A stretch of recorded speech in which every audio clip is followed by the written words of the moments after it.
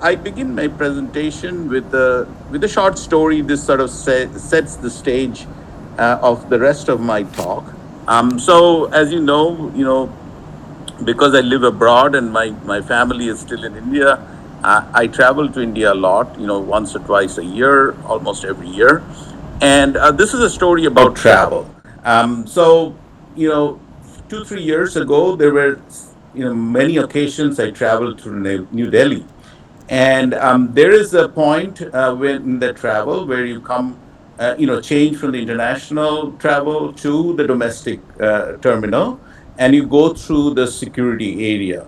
And one of the things I found in all those travels is that it's extremely crowded, which is not unusual for any airport in India. But then, there were certain things happening at the security line. The first of all, the trays where people put their computers, etc., were extremely small. They were so small that even the smallest laptop wouldn't fit in it. Second thing was they were all piled in a big tower, fairly far away from the line. So if you want to keep your space in the line and go and get the trays, that is very hard. The third thing is because the trays were so small, they were you needed at least five or six to put everything that you bring out of your luggage. Okay, if you manage all those things, then there are these lines where you go through, and you are body searched, like men's and women's.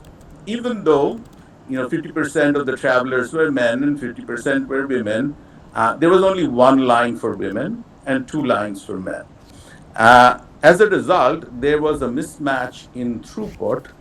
So more men were coming out, and they were waiting for their bags to come through the X-ray. But lots of bags were stuck in the X-ray, whose owners were not done with the security check. So as a result of this, there was this huge jam in traffic.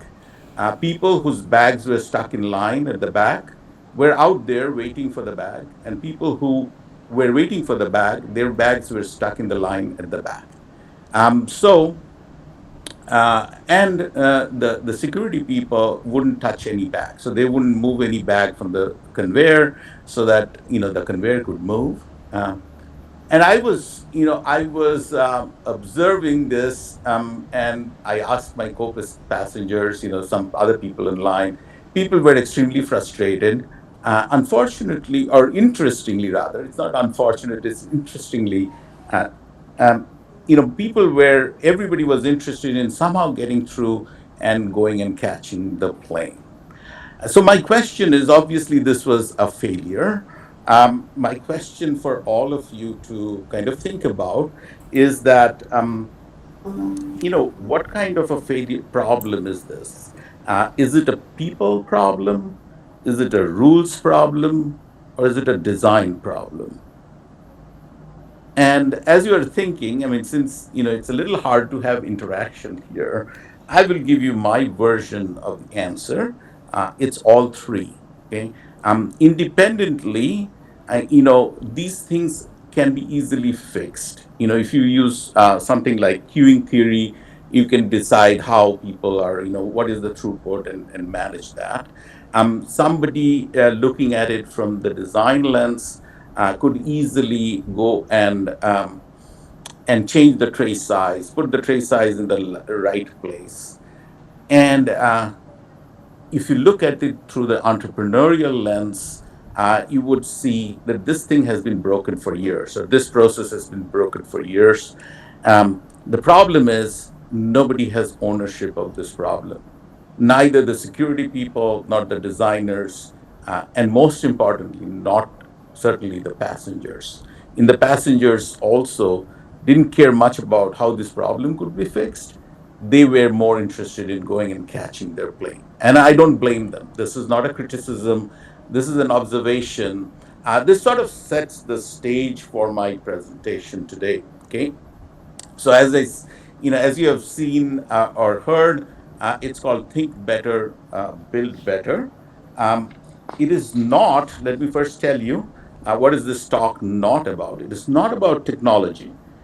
It's not a talk about startups, um, although it is talk about innovation. And that byline that says thinking for innovation everywhere. It is a talk about habits and mindsets that let any person, engineer, teacher, parent, commuter, who can observe, look at systems which may be broken or pain points, and come up with solutions of the problem. So, here is a quick outline of my presentation. I will talk briefly about some of these areas. Um, the first, start with the mindset gap. We'll talk about design thinking. I'll talk about interdisciplinary thinking. And the last three sections are more of challenges and resources regarding what we can do about this. The first three section talks about problems. The last three talks about possible solutions. And then, finally, I have a little bit of a call to action section at the end. So that's where we are headed. So let's start with the mindset graph. I have called it science people who don't think scientifically. Um, again, I would point out that this is not criticizing anybody. This is, commenting on human behavior. Um, if you think about your own personal experience, um, you would realize that people who are even trained in the sciences are trained in the facts of science. They're trained in doing scientific work in their own discipline, but a lot of time they are not necessarily using scientific thinking. So if you think about it, a top physics professor would also check his horoscope from time to time.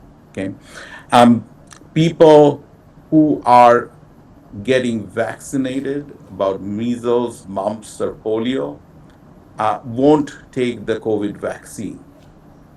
Or doctors who are very, you know, diligent about following protocols and processes in their own discipline um, act very differently when they are considering something else. Engineers who doctors, scientists, you see this behavior all the time. And even I do this from time to time. So it is not a critique, but it is an observation that, most of us learn science as a set of facts. However, what we need to do is teach science as a process. So it's not as important to know every scientific fact, but it is much more important to know what the scientific process is, which is forming hypothesis, seeking evidence, seeking data, based on data, changing your observation, changing hypothesis, and drawing the right conclusion. Very importantly, separating correlation from causation, updating beliefs, changing minds based on data and observation. It is a habit, not a credential. So, if we call somebody a scientist is an habit, not as much a credential. So, this is a different way of thinking. So, here we go. Um, Continuing with that theme, in the United States, I don't know if you know this person. His name is Robert Kennedy Jr. He is the current Secretary of Health and Human Services for the US, a position that has been previously occupied by people with medical background. He has none. He actually raises questions about the veracity um, of vaccines. And currently, because of that, the anti-vaccine movement has sort of found a champion for themselves. And there is this movement in the US to stop vaccinating kids. So imagine what will happen to diseases which have been eradicated, like smallpox and polio, etc. So so this is the kind of thing I'm talking about. Another story here. You are probably all familiar with this, disaster, the Challenger disaster, which was caused by brittle O-rings at low temperature. This was from 1986. Um, in this particular case, if you go through and look at the history and background of what happened, the engineers were asked if they could launch on a certain date. The weather was going to be very, cold, and the engineers said, "We don't have data on the O-rings at that lower temperature. We know at low temperature things become brittle, but we don't have the data." The managers and supervisors, they wanted to go through with the launch, and they actually put the engineers on the spot. Since you don't have data, you actually cannot prove that they are unsafe. You have to have data to prove they're unsafe. The engineers kept quiet and allowed the launch to go through at the behest of the managers. However, a scientific thinking would have been to stop the launch and say, without the data, we cannot prove that it is safe or unsafe, and therefore we do not launch. Okay, the onus was put on the engineers to prove that this was unsafe, and that's the wrong question. That's the wrong scientific question to ask. The failure on the part of the engineers and this, what I'm calling scientific thinking, is the engineers did not or were not able to speak up for the scientific thinking part of it. So that's a little bit about scientific thinking, about changing the mindset or challenging people to change the mindset based on a way of life or a way of doing science. Let's talk a little bit about design thinking, where I say it's gone from facts to people. The best of scientific solution or the best of solutions, technological solutions, a lot of times don't work because we don't necessarily always ask the question, what do the people actually need and do? Okay, that is all about design thinking. It is, if you have gone through any seminars or workshops on design thinking, there are typically 5 stages of design thinking: empathize, define, ideate, prototype, test.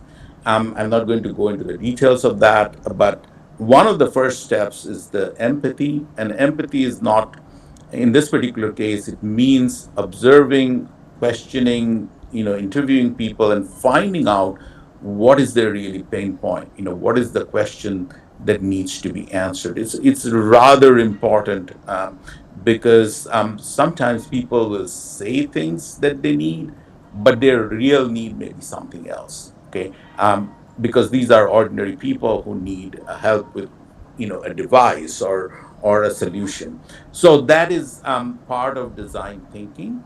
Um, a lot of times, technically correct solutions and technically elegant solutions, fail their users and go, sit around without anybody getting to use them.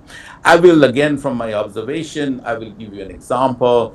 The Indian banking system has changed significantly over the last 15, 20 years. And I find that young people in India don't go to the bank anymore. They don't need to. Everything can be done on their handheld devices. Great, because that is extremely efficient. In fact, sometimes I find it is even better for them than it is in the United States. But India is a huge population, and there is a huge population of older people for whom this has become a very difficult system to navigate. So banking for old people is rather difficult in India because they are not savvy with technology. They're afraid they can make mistakes. They can be, taken for a scam. They don't know how to use an ATM, and a lot of times they're at a loss because they don't know how to navigate this system, and they somehow manage. But here is a pain point that a technological solution, which is rather efficient and elegant for some people, actually creates life problems for others. I'll tell you another story. This is a personal favorite of mine. I start with this picture. This is a typical coffee station setup. As you may know, that people in the U.S. drink a lot of coffee. You will see some setup like this for conferences, large meetings, cafeterias, etc. And if you look carefully at the arrangement, you see the cups on the left. Then there is coffee, and people pick up a cup, they pour coffee in it, and they come at the right end. There are creamers, sugar, etc., and then there are the stirrers. So typically, people will fill up the coffee, pour creamer, sugar if they need, and then stir this. And the stirrers, they are typically small straw-like, components, or straw-like, plastic stirrers. The problem that people observed is that that's a one-time use, for a fraction of a second stirring, and then people throw them away. So there was a lot of wastage of from that stirring using the plastic stirrers. So, there was questions asked as to, why are we using plastic? Can we use recyclable materials, etc.? And in this picture, you see actually stirrers made of wood. Wood stirrers, very flimsy, thin ones, because these are one-use throwaway, perfectly fine. They have come to replace these plastic stirrers a lot. However, if you think of this problem carefully, a little more carefully, and instead of putting the sugar and the creamer at the right end, if you move them to the left end, and people put the creamer and the sugar in the cup before they mix the coffee or before they pour the coffee, you'll find that the process of pouring, the turbulence caused by the process of pouring, is perfectly fine and enough to cause the mixture to happen. Okay, that little bit of stirring is not necessary. So a small rearrangement, a small reminder to people actually removes the need of a stirrer. So my argument here is we were answering the wrong question. The question should be, why are we stirring at all? Is stirring necessary? Okay. Very often you will find that people are unable to ask these questions without careful observation. I have run this test for myself. Who are the people who know turbulence very well? They are mechanical engineers. They spend a lot their life work and researching fluid mechanics. And I go to ASME national conferences, and I have seen that not a single mechanical engineer actually does what I described. They all do it how it is laid out, which is they pour the coffee, get to the end of the line, pick up a stirrer, pour the sugar or the creamer, and then use the stirrer to stir it. These are people who are experts in turbulence. So this is the point I'm trying to make. We got to learn how to ask the right question. Let me show you another example.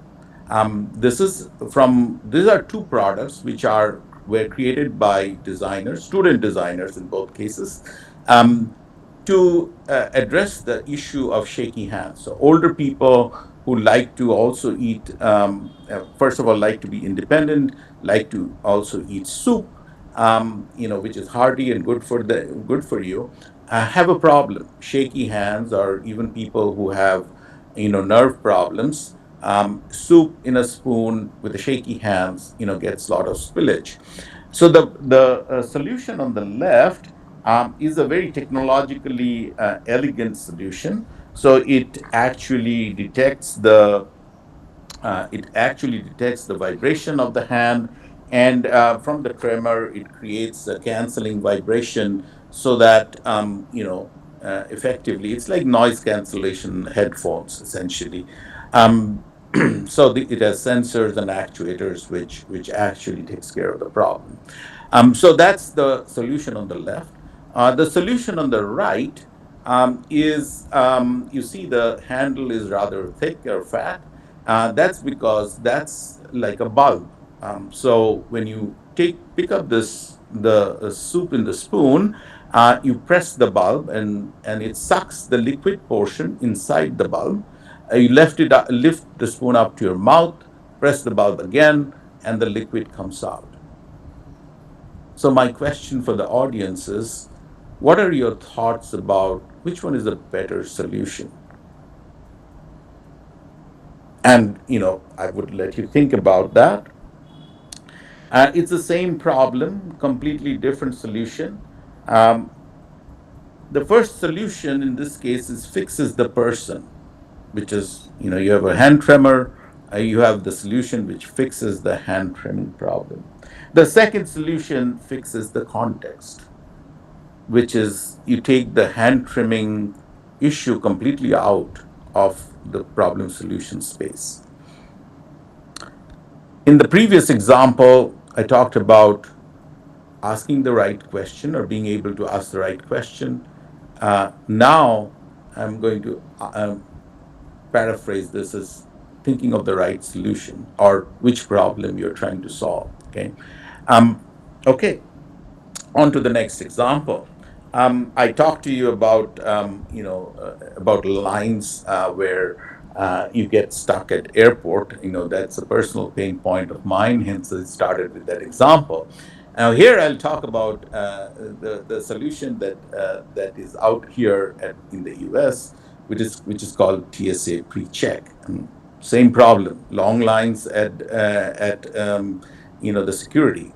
Um, However, the US government has done this thing, which is if you pay some money and you get to be on this elite list of TSA pre-check, where you don't have to take anything out of the bag. You go through, in theory, go through the lines faster, and you don't have to take off your shoes, belts, etc. Okay, but think about this solution. The problem, which was inefficient for all, it's a government service. This was happening badly for every user. Now, suddenly, you decide to charge some people for a better service. Now, if you ask the question, if you were capable of giving a better service, why not give it? Why not improve the service for everyone? Why charge people money to give a service that you are capable of giving for free anyway? So think about that question here. So in this particular case, the design thinking issue here is it is a design thinking failure because you have disguised the real problem. It is entrepreneurial in the sense that you're making money because people like us are buying this thing. But is this the solution for every user? Something to think about. Here is something, an example that I like very much. It is the Jaipur fort. It is, prosthetic limbs that were designed for users in India, where the user actually does different tasks. Very often you'll see technology got, taken from one context and force fitted in another context, such as prosthetic technology could be obtained and just sold to Indian users. But these gentlemen, these inventors, they decided that the Indian context is different. What do Indian amputees do? They work in the field, they squat, their life, their culture is different, what they do is different, sitting cross-legged, and they designed the Jaipur Fort, which is a very successful entrepreneurial venture. Okay, so that's I'm through with that section. Let me talk about interdisciplinary thinking, um, and I call that silos are enemy of innovation. Okay, um, and I will make a bold statement here at the top, which is problems do not know which department they belong to. Real life problems actually don't belong to any department or any major. They are just problems where things are intertwined. So if you think of the Delhi airport line problem, the problem I described, but there is queuing theory and logistics, facilities design, social work and culture, policy and regulation, behavioral psychology, and a few other things which are intermingled. Now, if you think of the masses or the people who would be tasked or who would be tasked to solve this problem, and you think about their training and think about the trainings that we provide or we ourselves went through, it is extremely siloed. Meaning, you stay in your department, most of your work is in your department. There is very little interdisciplinary work. You are that's how we are trained to be. That's how our educational system has been overwhelmingly, and therefore it becomes harder for people trained in those areas to be able to actually go outside their realm and think of the bigger problem, the systemic problems.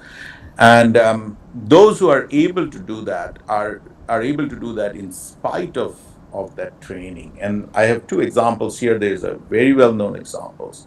So the first one is the Velcro, which actually came about because in 1941, a Swiss engineer was walking in the mountains with his dog, and he would come home with a lot of these tiny seeds which had sharp hooks that would be on the fur or hair of the dog and on his trousers. And he got annoyed and started looking at them carefully under a microscope. He was an engineer, but he was, a true entrepreneurial mind. He actually crossed discipline and went, at least between engineering and biology, and that led to the discovery or the invention of Velcro, which of course is a huge industry today, or a market today. Similarly, again, if you are familiar with this case, where the Japanese bullet train, which are shaped like the beak of the kingfisher, and this comes out of a problem where they were getting sonic booms, the early designs of the train as they would come out of the tunnels, and there was a lot of effort going on trying to reduce that, but it so happened that the chief engineer, Mr. Nakatsu, was an avid bird watcher, and he recognized, or he observed the behavior of kingfishers, which would jump from, go dive from air into the water to different mediums with different densities, and without a single ripple, without any disturbance. And he recognized that he had the same problem at hand. And designing the front of the train, sort of mimicking the beak of the kingfisher, resolved that problem for him. And this both these examples are from the world of biomimicry, which is something that is very fascinating, because in a sense nature has solved many problems um, through evolution. And if we look closely at nature, lots of times answers to human issues are out there. Okay, that brings me to the fourth part of my presentation. This is about entrepreneurial mindset and keen, which is turning thinking into action. So, as I said, uh, the first three sections we're talking about, problems in general, what we observe, what my observations are, scientific thinking, design thinking, etc. The next three are sort of, what are the resources? What could we do? How could we train ourselves better to do things that would be more helpful or more beneficial? So when we talk about entrepreneurial mindset, I am not talking about startup culture. I'm not talking about pitch decks or venture capital or disruption. I want to completely reframe this issue, entrepreneurship, as I'm using it, is the habit of noticing unmet needs and acting on them. It has nothing to do with whether you start a company. In fact, it is sort of inviting everybody to have a change in mindset, which is looking at, observing the world in a way that you can identify people's pain points, problems, and there are plenty of them all around us. And then going through a process of design thinking and scientific thinking to come up with solution. And the entrepreneurial aspect of it is trying to actually devise that solution and make it work. So examples such as an engineer who redesigns a wasteful internal process, it's not a company, it's a process, is entrepreneurial. A teacher who overhauls an ineffective curriculum is entrepreneurial. Or a nurse who redesigns a patient intake from form to reduce errors is also entrepreneurial. I will, in this context, mention a source of resource that would be useful for people. So, in the U.S., there is this Kern Family Foundation, which has something called the Keen Network, and the Keen Network actually involves 60 plus universities who are funded to a certain extent by this foundation, and their whole goal is through this funding is to get make engineering education more entrepreneurial or make more entrepreneurial engineers, and they actually fund these universities so that faculty member can integrate entrepreneurial aspects in their own class, whether it's a mechanics class, whether it's a design class, whether it's a computer programming class, whether it's a writing class, all across the curriculum. And people are invited to take their own class and integrate or discover, invent, entrepreneurial aspects so that the students are trained to think entrepreneurially. And the reason I bring this up here is because they have a website called Engineering Unleashed, and all these resources that people generate, for their courses, etc., are available on their website in the form of something called cards. So if, for example, somebody wants to do some entrepreneurial exercise in their typical mechanics class, there have been other people who have done it. So you can just take their information and replicate it the first time around. Um, it works that way. But going back to the Keen framework, because they're trying to get more entrepreneurially minded engineers to graduate, they are sort of three pillars of the Keen framework. They are called curiosity, connections, and creating value. The curiosity is sort of asking the questions: why is it happening this way? Why does it exist? And does it have to be this way? So it is asking probing questions, whether you ask questions of somebody else or yourselves. It's about asking questions. Connections is about linking ideas across disciplines. I talked a little bit about, things being disciplinary and interdisciplinary. So connections is making these connections, just like the Japanese, chief engineer who made the connection between two different disparate problems or issues and made the connections. And then the third part, which is equally important, is creating value, which is from moving from observation to impact.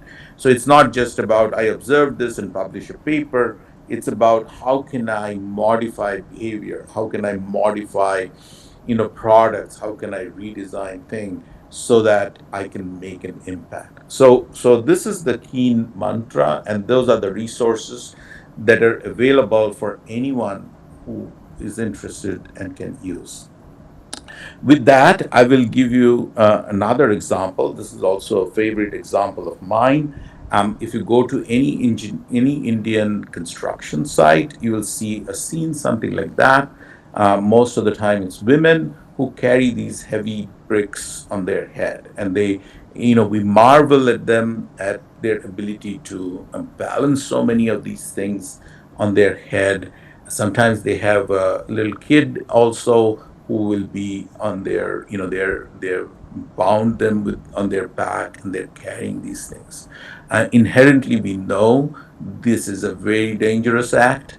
Um, However, I think, I mean, let me make the point of danger. It is a dangerous act. It is a dangerous act.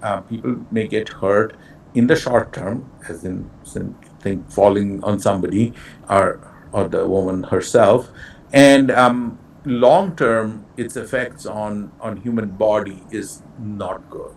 But I bring this example up because I bet the next construction site you see, you will see a scene like this.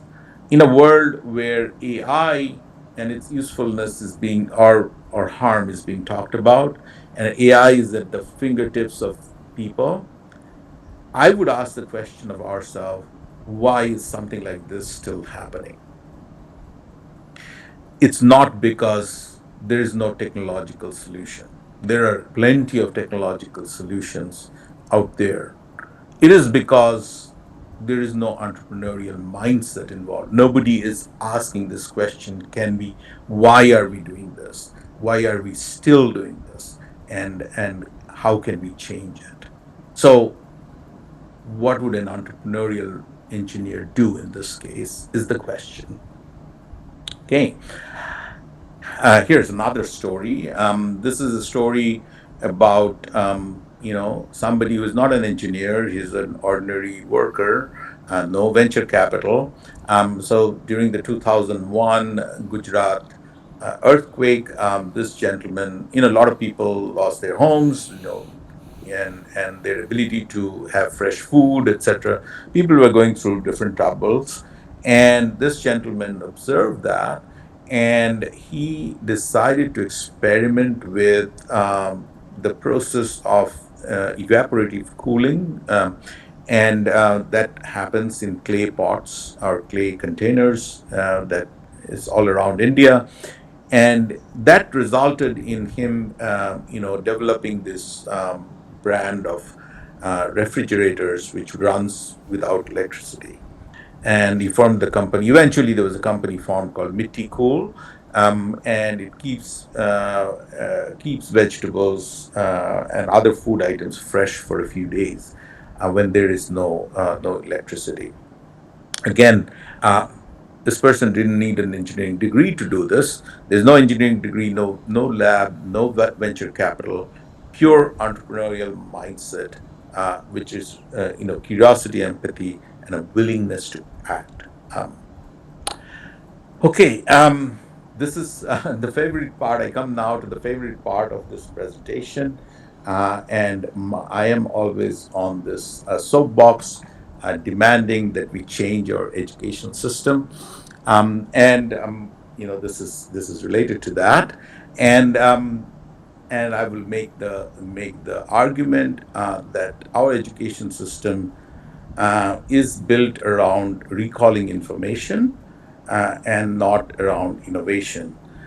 We mostly teach how to answer questions which have been answered millions of times before, and not teach enough about how to ask the right questions. So I will give you an example from my personal, peeve here. When I was a student in at IIT, in fluid mechanics, it was very common in the final exam to ask us to derive the Navier-Stokes equation. And we used to memorize that like crazy and go and regurgitate somehow in the paper. Now I don't know if it is still being asked at IIT Kharagpur, um, but I bet there are exams going on around the world where it is still being asked. My question is: the Navier-Stokes equation has been solved or derived by plenty of people, plenty of times. Why are we asking the student? What are we testing? What are we trying to teach by asking them that question? Why not teach them to how to use the Navier-Stokes? What part of Navier-Stokes equation can you use to improve your daily life? Okay. And I have, interestingly, I have, I find, the lesson from this very famous and very popular Indian movie, The Three Idiots, have been lost on us. Because Three Idiots, despite it being a very popular and hit movie, it was asking a fundamental question of our education system. And I'm not saying just the Indian education system. I'm saying education system across the world. I'm basically pointing fingers at the engineering education system across the world. And I'm somewhat familiar with the Chinese education system, having worked with international recruitment for a long time. I'm obviously familiar with the Indian education system and definitely with the US. So the real lesson of Three Idiots is to learn how to question rather than learn how to answer something that has already been answered many times. In terms of design, in design education, and then, this picture is primarily from a mechanical engineering design perspective. We spend in an undergraduate curriculum, we spend enormous amount of time and energy on just one aspect of the design, which is the detailed design, the thing that is circled there. However, the design process, the rest of the design process, we do very little to teach the rest of the design process. Therefore, to use the brick analogy, we are we are we are actually teaching students how to carry bricks on their heads. We are actually making better bricks. We are making redesigning them, instead of asking why are we carrying the bricks. Why do we have to be carrying the bricks on somebody's heads? So that's the analogy here. But really, the question is about, can we think of a different kind of an education system where we teach how to ask questions, the right questions, and make students more entrepreneurial, and find out a way or figure out a way to assess that. Okay, one of the problems with our, or one of the advantages of our current system is that writing an exam is easy. It has been done millions of years, for hundreds of years. But how do we assess, skills that for students to develop that are different? Okay, come to the final section, and the final section is a framework and call to action. So I said this is not about venture capital. This is not about starting the company. I am actually inviting everybody with a small ask. And here is a four-step process: notice, question, test, and reflect. And if you pay attention, see something that seems inefficient, unfair, or broken. Question: does it have to be this way? What assumptions embed in this design? Test: try a small change. Prototype, observe, and reflect. What did we learn? What could be done differently? And I showed you a whole bunch of examples throughout my presentation today, to give you some food for thought. So I'm suggesting a four-step process: notice, question, test, reflect. And I'll make this bigger point with these three sections, or these three circles. You need scientific thinking, which I talked about at the beginning, to find truth. You need design thinking that centers people. Design thinking tells us how whatever you do affects people and how we make people's life better. And without design thinking and scientific thinking, and thirdly, entrepreneurial mindset, there's no innovation. Entrepreneurial mindset actually drives action. So without design thinking, it is a truth with no user. Without scientific thinking, you have empathy with no evidence. And without entrepreneurial mindset, you have a lot of insight with no action.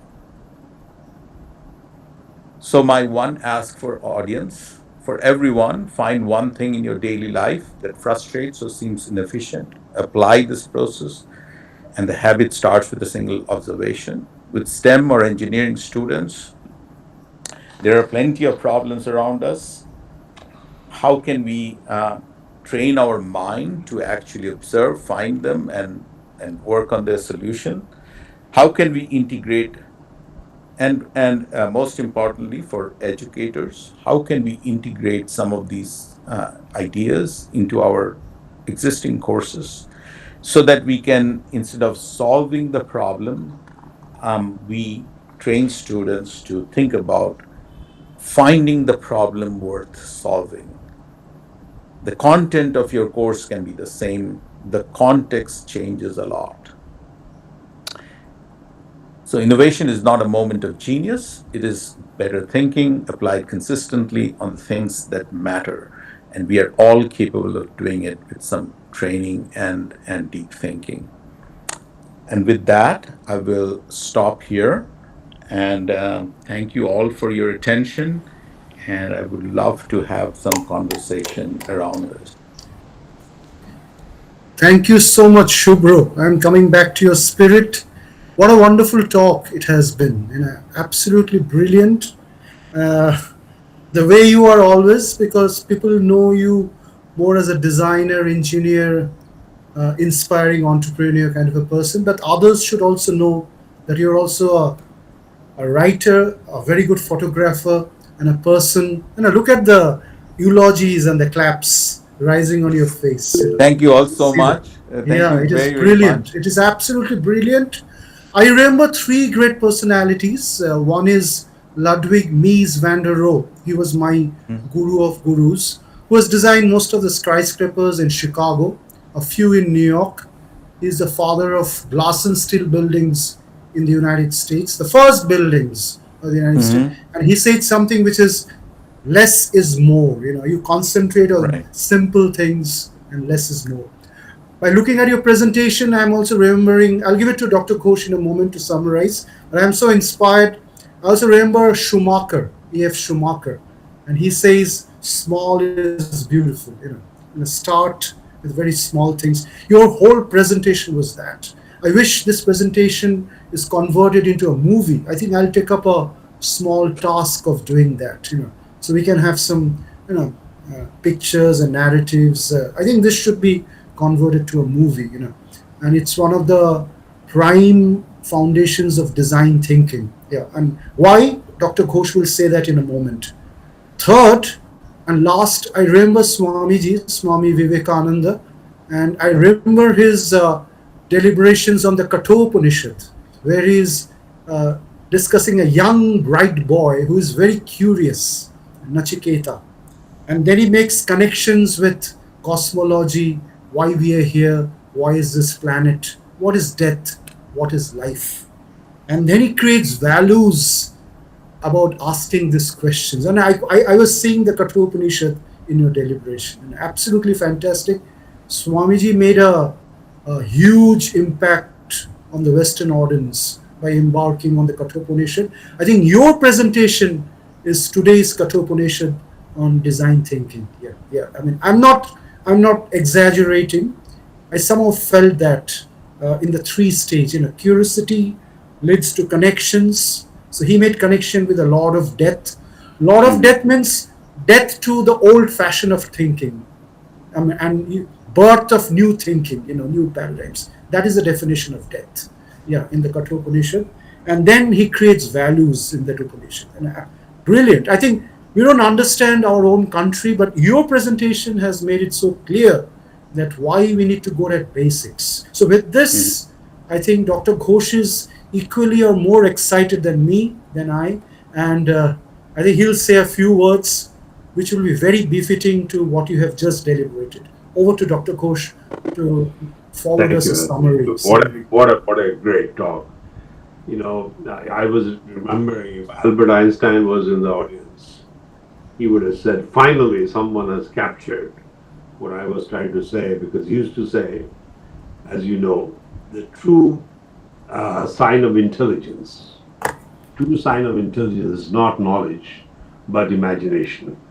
Mm-hmm. And what Shubra you did today, you have given all the audience and the world how to imagine, in short.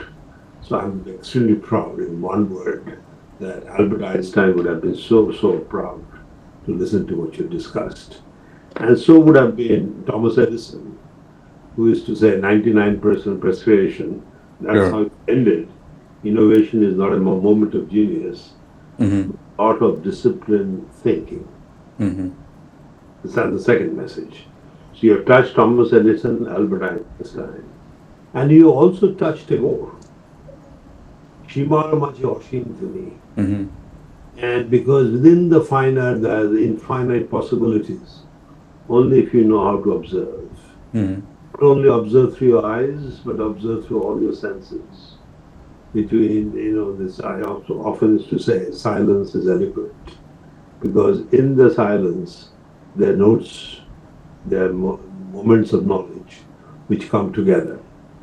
So that's at the philosophical level I connected. Mm-hmm. Now, at a practical level, I think the way I would summarize the first point that you're making is the importance of asking the right questions, being user-centric, and develop solutions from multiple perspectives and learn from nature.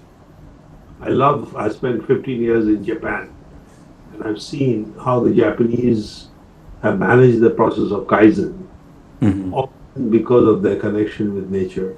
It's simple, they learn, they observe, they connect, and with highest amount of humility. Mm-hmm. Amount of humility. So you have touched on all the key points. So I would only suggest minor change in your last framework, if I may. Sure. You had the 4 steps.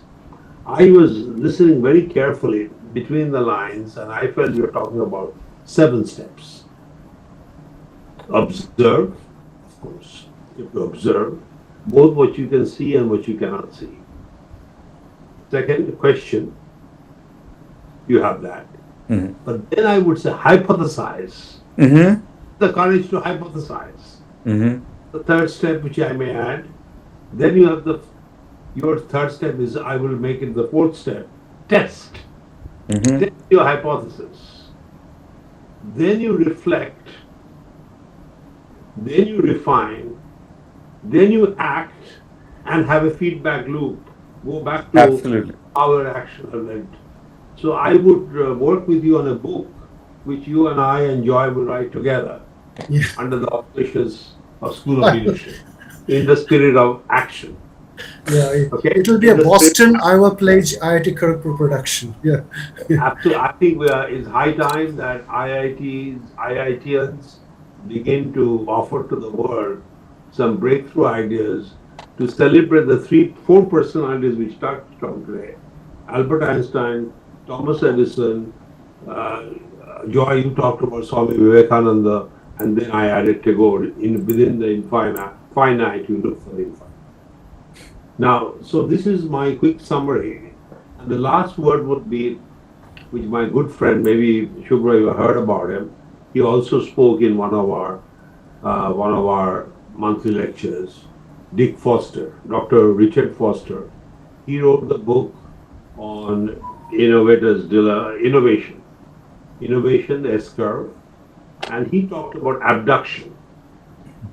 Your ability to abduct, beautiful word, from one space to another space, which is learning across boundaries, not be constrained by what you know, go beyond the silos and abduct ideas from here and there and fuse them to create new possibilities.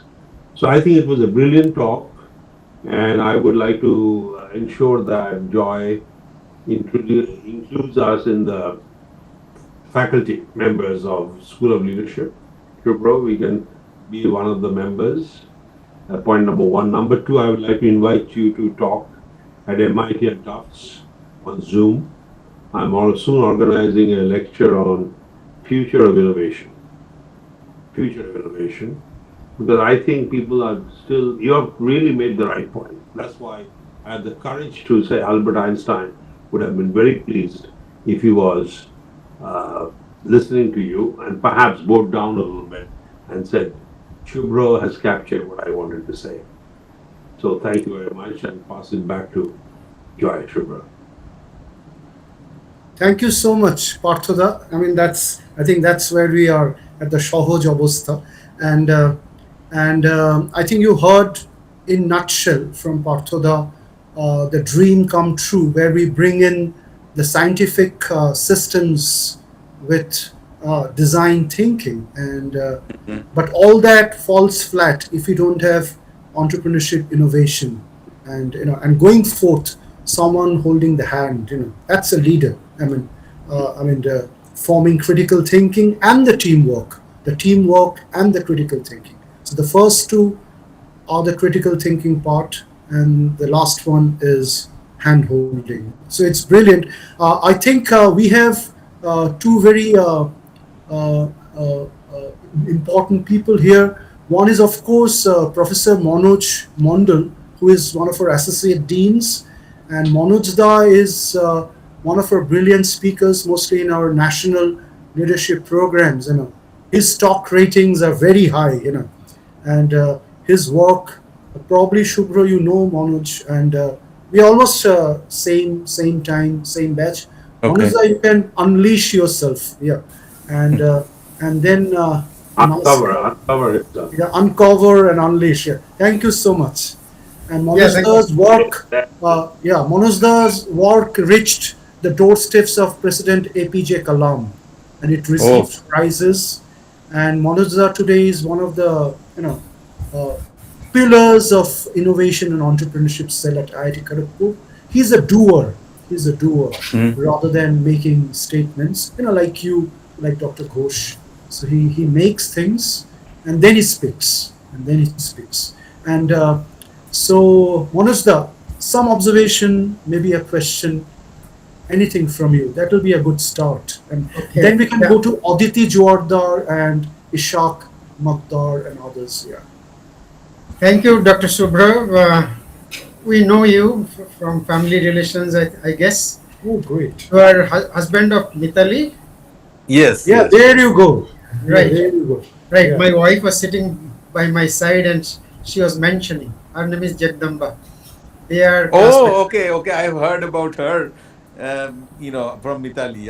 For the audience, Mitali, that's Dr. Mitali Chakraborty, the daughter of the legendary professor N.B. Chakraborty. Right. One of the professors who created out of microelectronics and microphysics, the beginning of electronics and communication sciences, and the first grains of computer science department. Yeah. So, Dr. Shubra, thank you. You have very eloquently elaborated design thinking. It's like for the uninitiated people also will appreciate the purpose of design thinking and how it should be. So I'm really thankful that I attended your lecture. In fact, I made it sure that today I am definitely in front of my computer when your lecture will be. Normally we have so many other engagements, so I could not attend many of the lectures. But I made sure that today I am here to listen. Thank you so much, Manoj. Yeah. That means a lot for us. And I'm really thank happy you very that much. I'm here. After listening to you, I'm really very happy that I took that decision, and the time is very well spent listening to you. Thank you so much. Yeah, thank you so much, Manoj. We have a question from Ishaq Makar. Yeah. So, how do we take that question? Yeah. Ishaq, can you? Yes, Ishaq. Yeah, you can unleash and ask the question. You can reveal yourself. Revelation. Uh, Thank you. Thank you, Sensor. Thank you, Dr. Das. Can you hear me? Yes, Yes, we I can. can hear We you. can. Yeah, we can hear you. Please go ahead. Yeah. I'm not very sure if I can unleash myself on Dr. Das, but I just. So that was a beautiful presentation, especially the activities of Keen. Hmm. Very interesting. I'm a naval architect. I happen to be at Kharagpur for my master's. And personally, my journey in the Navy for past 26 years, I can vouch for it that all the solutions, the pragmatic solutions which were most effective, didn't come from consultants. It came from my men who were actually on ground working with ships and submarines. So I'm with you on that. Hmm. Just the way you have the Keen program, currently in Indian academic ecosystem, and I suppose it's the same in the global academic uh, system. Uh, Unfortunately, the faculty members or anyone coming into the system has to prove the credentials with academic degrees or say experience which is which might not be available for practicing engineers who are entrepreneurs. So, how do you absorb this in the US? Do you have some good models wherein we did start in India process of practice, but do you have other models where you absorb people with these kind of entrepreneurship skills or with better design thinking or industry experience into the academic system so that we can supplement what is being taught in the academic system? Thank you, Ishak. Very good question, and thank you for the observation about where the solutions come from practicing people. I mean, who are closest to the problem. Um, you have asked a very good question. The challenge is very similar in the US as in India about getting people who are quote unquote not properly credentialed to into the teaching. Um, Couple of things that work in the US is number one. The US higher education system has a lot more flexibility in terms of rules and regulations than in India, which allows for number one professors of practice, or invited lecturers for a couple of years. People take time off from industry and come and work in academia. Sometimes in courses, there may be, for example, MIT has this practice that their large size design courses, they will have a chief, faculty member who is in charge of the whole course, but they will have these industry experts who work with different design teams as mentors. These mentors work with, let's say, a team of 10 people, and throughout the year, through as they go through the design process and their product design, these mentors work with them. So there are different models out there. One thing I would caution is, sometimes, um, you know just because there is the industry expert and the teaching expertise are a little bit different. I'm not talking about credentials. I'm talking about an experienced teacher is is probably better at conveying or getting the student to know the material or imbibe or understand the material better than an industry expert might be. Industry expert brings in a different set of values, which is practical experience, how to handle real life projects, how to do project management, how to do things which are multivarious, things that are interdisciplinary, etc. So I see there is a space for a combined approach, which is an industry expert working with a teacher. And at my university, when we were starting the advanced electric vehicle program, it was done in a very short notice. None of us were experts in that area. So what we did was, we identified very good teachers who had some background, and we paired them up with industry experts. So, for example, I worked with the person at Ford Research Lab who was doing, motors development for electric cars, and we together created the material for the first course on electric motors for electric vehicles. So I mean, I benefited a lot from that. So there are those different kinds of models that are possibilities. But very important point, from my perspective, is, you have to have a system which allows for these kinds of experimentation, and it doesn't it cannot stop from being just encouragement. It has to be, the administration has to make it happen, or remove all the barriers, so that you can experiment with something like this. So I don't know if that gives you some answer. Thank you so much. Yeah. So with this, we go to Mr. or I don't know, Rajendra Singh. Rajendra Singh. Yeah. Yeah. So Rajendra, if you can ask the question to Professor Das. Thank you so much. Can you hear me? Yes, Yes. Yes. yes, Yes. we can hear you. Okay. Uh, just a little bit about me, very briefly. I'm joining from Washington, D.C., and I'm regularly joining the lectures. Actually, I just recently retired from the World Bank after working there for about 20 years, and before that in Government of India. I'm an IITian. I have visited IIT Kharagpur, but studied in Roorkee and IIT Delhi. My question is twofold. One is, you talked about this design thinking and various, mainly at engineering level and let's say at the higher education level. How do we catch them young? How do we transform our basic education system so that this thinking is developed right from the beginning? My second question is, and maybe Parthoda can also contribute to this.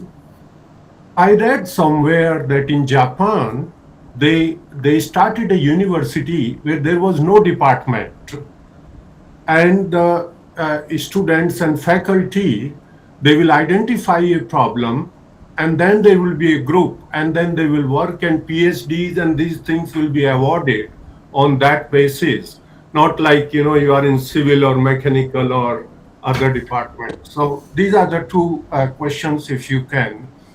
And any one of you, if you are coming to Washington, D.C., please let me know. I'll be happy to host you in the World Bank and we can have more discussion. Thank you so much. Thank you so much, Dr. Thank you Singh. very much for your question and for listening to the talk. And they're both very important questions. And I have strong opinions about both. So so let me talk about the first one first, which is how do we do this young? And I would argue that actually, the younger the child is, the more curious the child is. And our education system is actually, our education, by, I'm not saying Indian education system, I'm saying typically school education system, is actually designed to crush those curiosity instead of harnessing those curiosity, in the name of covering the syllabus and covering so much of material. We do not do a good job of encouraging the curiosity. If you haven't ever heard from, there are a number of TED talks by this British educationist called Ken Robinson, Sir Ken Robinson. If you listen to his talks, he's basically arguing for that. That it to have a well-rounded education, you have to actually let the kids or young people their spirits free, rather than bind them up by you have to do this, you have to do that, etc.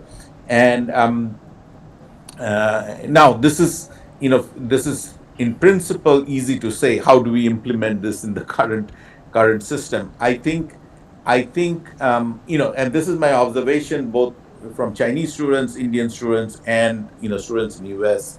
The US system is a little better, in the school system is a little better, because at throughout the school system, students are encouraged to think independently and write independently, and express opinion independently.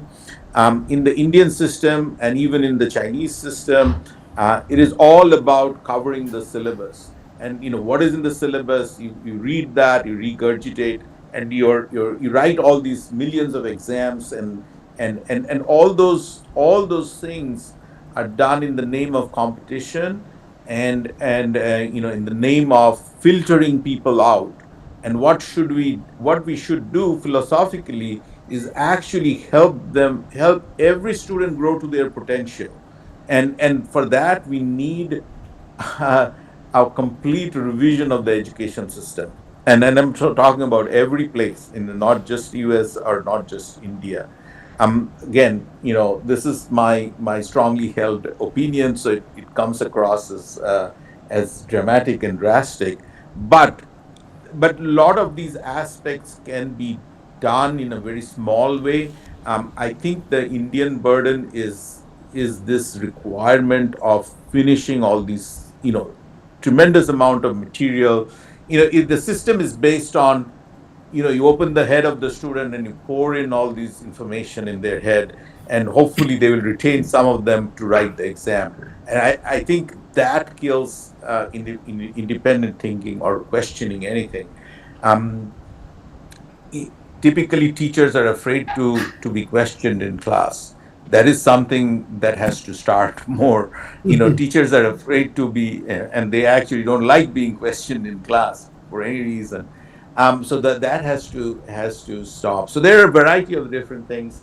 In this context, I will, one of the things, and this is my last project before I retire, is I'm working on creating a new and offering here in my university a new track for engineering, incorporating some of this. Of course, I'm working in higher education, incorporating some of these, killing, this separation between departments, and doing problem focused learning, not a syllabus focused learning. Like, here is the problem.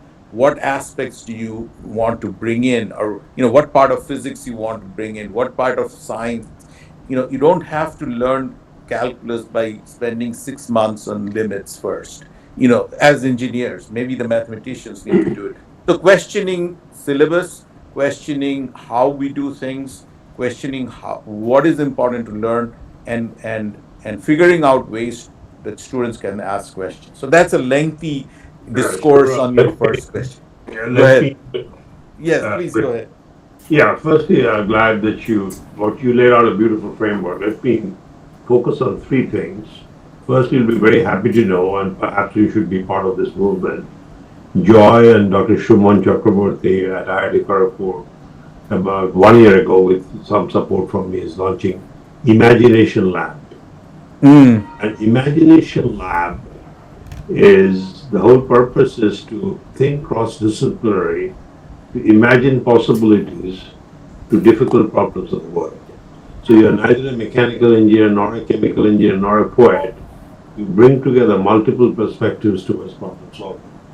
And we are falling behind, Joy, because this 2 years ago we thought about it. But let me go back to the question that was raised, what's happening in Japan? Since we introduced Imagination Lab, two major events happened in Japan. One is called the Co-Innovation University was launched in a place called Takayama. And Eiki University was launched in Hiroshima. And both these universities, absolutely you're right, they do not have any departments. They have collection of problems. which people are supposed to work on, and depending upon the nature of solution you offer, you get a bachelor's, master's, or PhD degree. It is a fundamental shift in equations that you have moved from E equal to mc squared to a new equation, which is significantly more relevant. Perhaps you get a PhD. But the goal is to solve problems and bring multiple disciplines together. So that's happening. And I want to add a couple of other things that, Shubha, you may know, in Massachusetts we have a college called Olin Engineering. Oh yeah, I know Olin very well. Yes, actually. Very good. The Yeah. Olin Engineering was only started 20 years ago. Yes. Unlike engineering schools or educations in India, they always tie up with MIT, tie up with Caltech. Olin said something different. We do not need to tie up with anyone. We will create an approach which is different from MIT. Now, MIT is trying to catch up with Olin. What does Olin do? Olin would recruit these very bright students. In the first year, they say, go and watch a grasshopper jumping. Go to the field, watch this, and come back with an equation which describes the grasshopper's jump. And then the teacher teaches biochemistry of the body and the physics of the jump.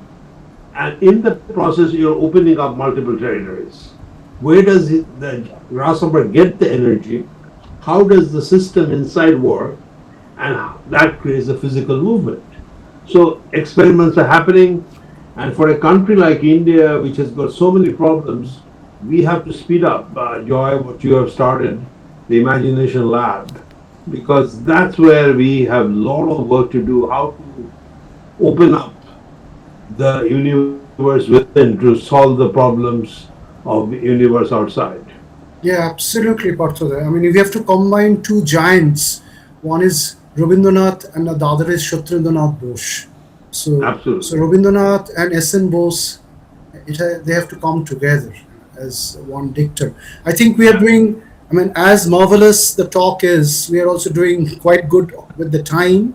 It's It's almost, one of the talks, by the way. yeah, I think it's beautiful. I think there are multiple questions, but we'll just take one more last question, which is by Satish Narayan.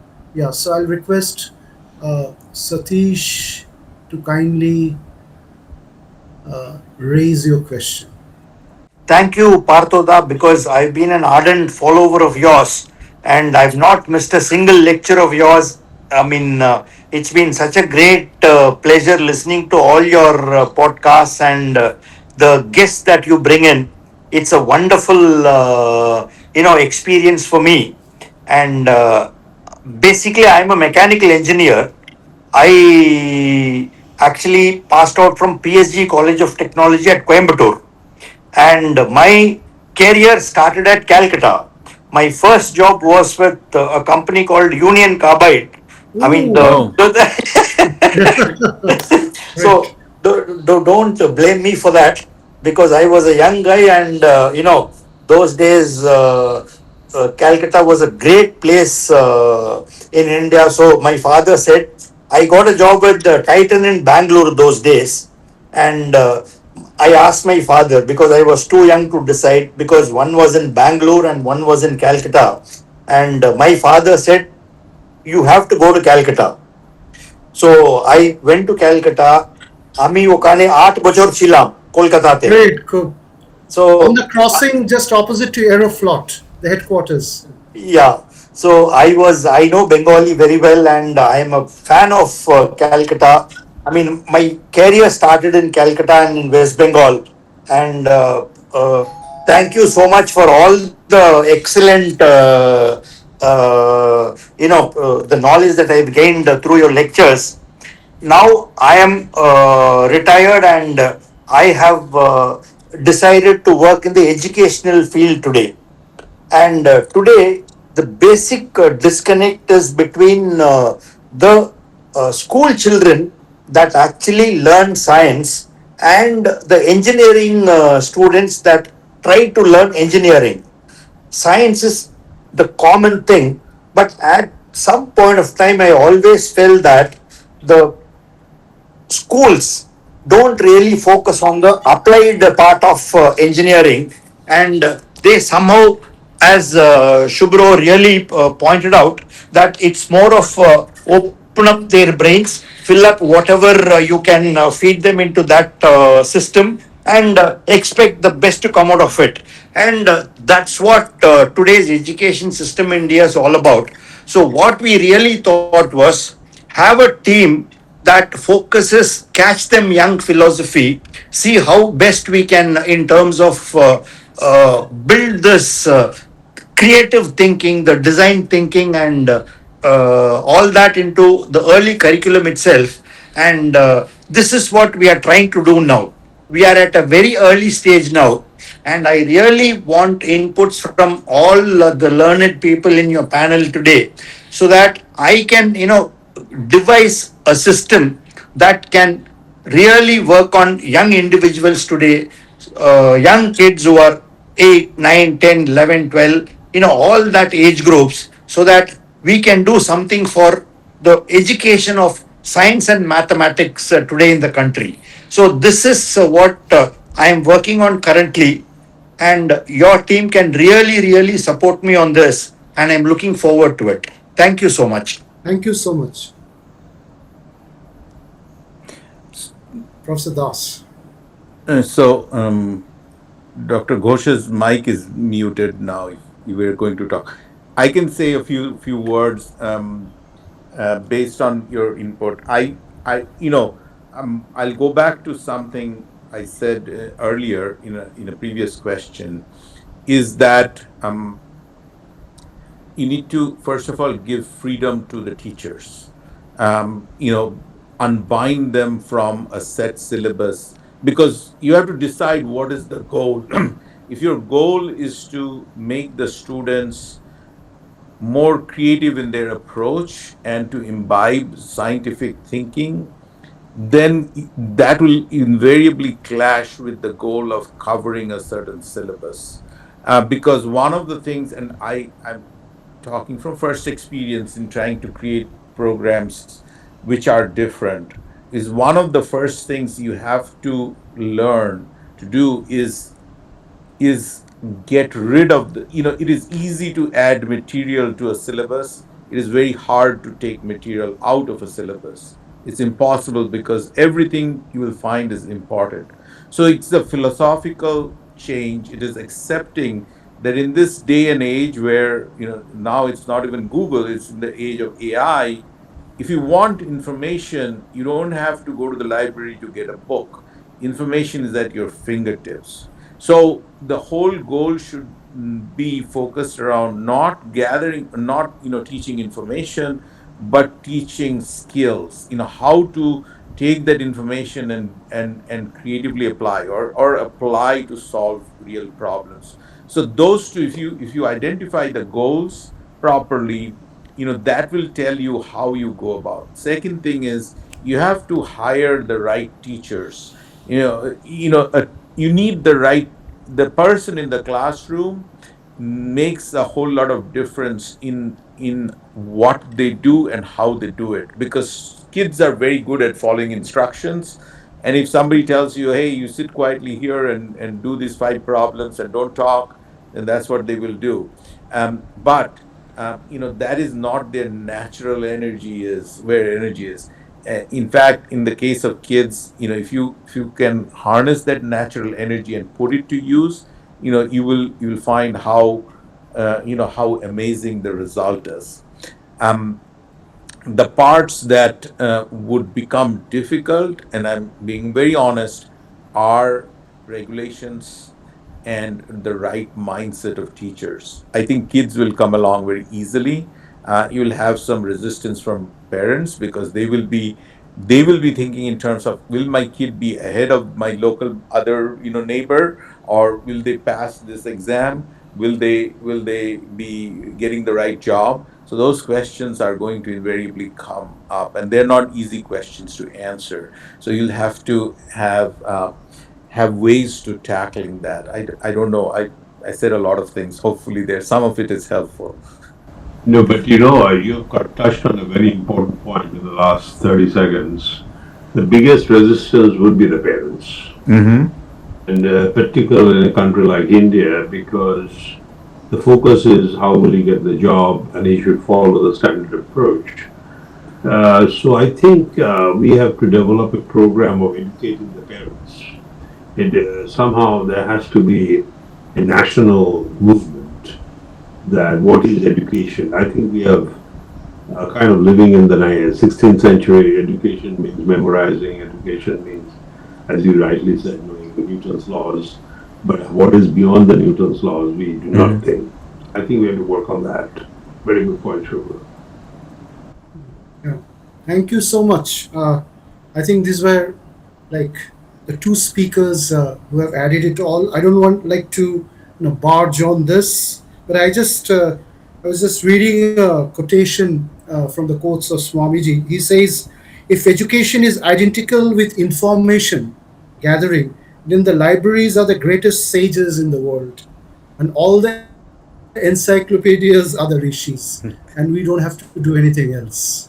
So I think we get a lot of hint from what Swamiji said to answer Mr. Narayan's not question, I think his observation and his apprehension. I think the national education policy of the government of India has moved one or two steps towards this. But I think the answer lies in Shubhro's, galaxy of pointers, and his speech was so grained with so many points. And he just said, you need the right teachers at the right context in the appropriate classrooms.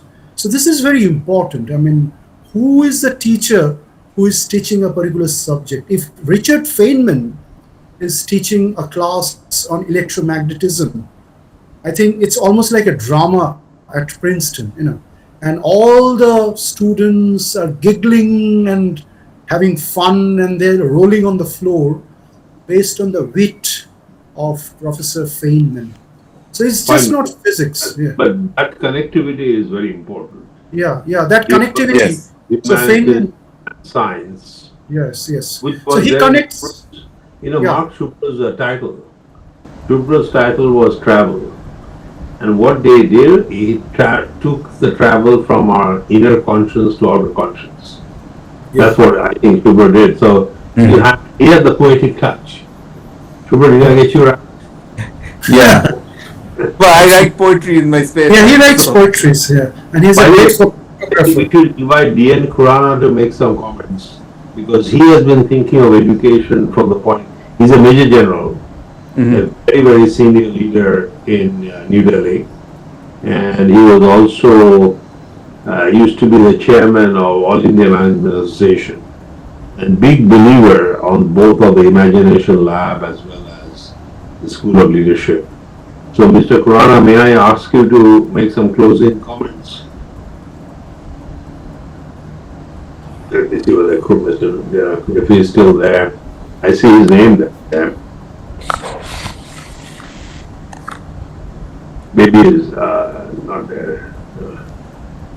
Joy, sorry to interrupt. Yeah.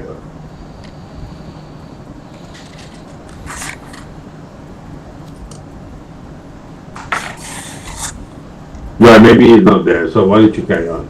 Yeah, no, I think it's time to close the session based on times and everything.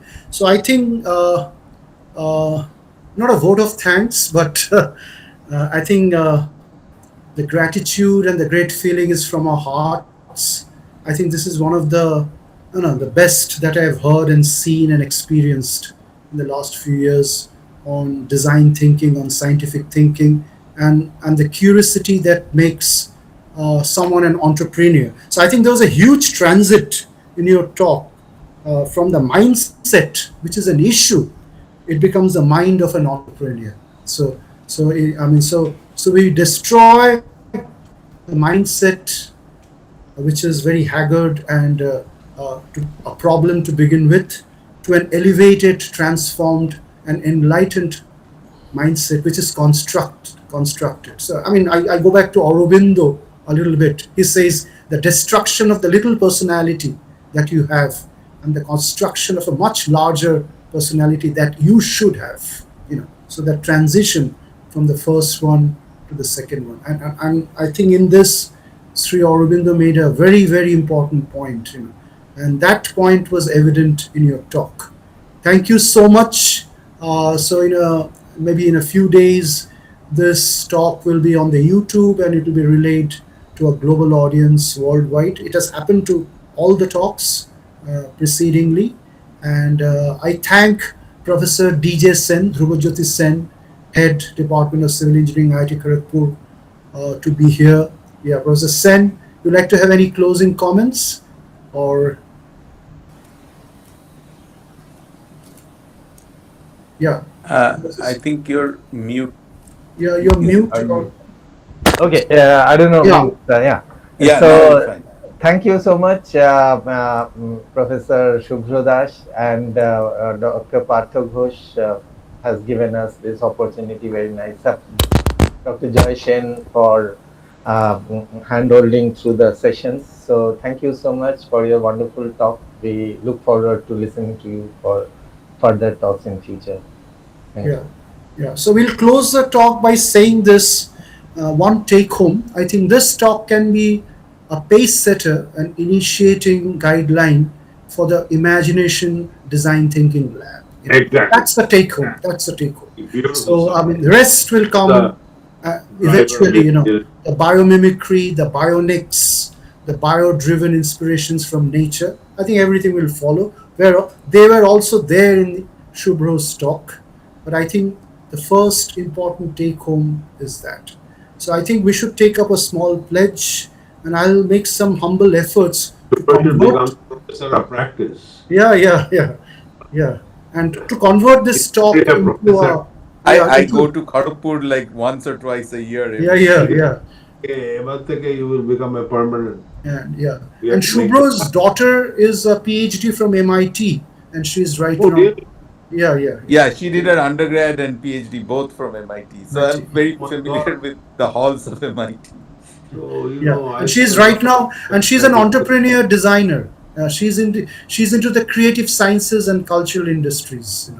Yeah. Oh. And she's very curious. she's so she is a very curious soul, and So she is in Melbourne right now. I mean, She's she's in in Melbourne working for right now. University of Melbourne. Yeah. so Oh. charity begins at home. Yeah, and Shubhra has been quite successful in that. Yeah. So wonderful. I think with this, it's high time, and we close, and we thank the audience. We thank to all the question makers. I think they're all brilliant, and at times, as Shubhra said, the questions are far more important than the answers. The To questions ask- are always more important than the far more answers, yeah. important than the answers. It is the questions which break away, the wall. We don't need your education. The wall falls. Yeah. So I'm going back to music here. Thank you so much. I think with this, You are talking in the space between wave and particle. Yeah. Quantum Yeah. physics. yeah, it's a very famous song which was made popular by Pink Floyd. Roger Waters and David. That Bowie. was our That was our growing up time. song. Yeah, our time. Yeah, that was our time. Thank you so Well, much. thank you very much. Yeah, it was such a pleasure to have all you, of Shubhra. It was Such a pleasure. it was You can see wonderful the for me. love sign ascending. You can see the great signs ascending from your side. I think everybody enjoyed today, and this is the kind of talk we should have for imagination labs. I think hundreds of these, and each one carefully designed, grafted, detailed, and spoken. Thank you so much. Thank you so much. Thank you very much. Yeah, thank you. Thank you, everyone. Yeah. So with this, yeah. We'll be in touch. We'll be in touch. Yeah. And you can be in touch with Dr. Ghosh because you're Yeah. very close. Yeah. Yes. We'll be in touch. I'll send you my cell phone numbers. Okay, sounds good. Okay. Take care. Yeah. Good Thank day. you. Good day Bye, in the US. Dhrubajyoti. I Yeah. will- Good night. Good evening and good night in the eastern side of the world. Yeah. All the best, Joy. Wonderful work done. Yeah. Great. Thank you.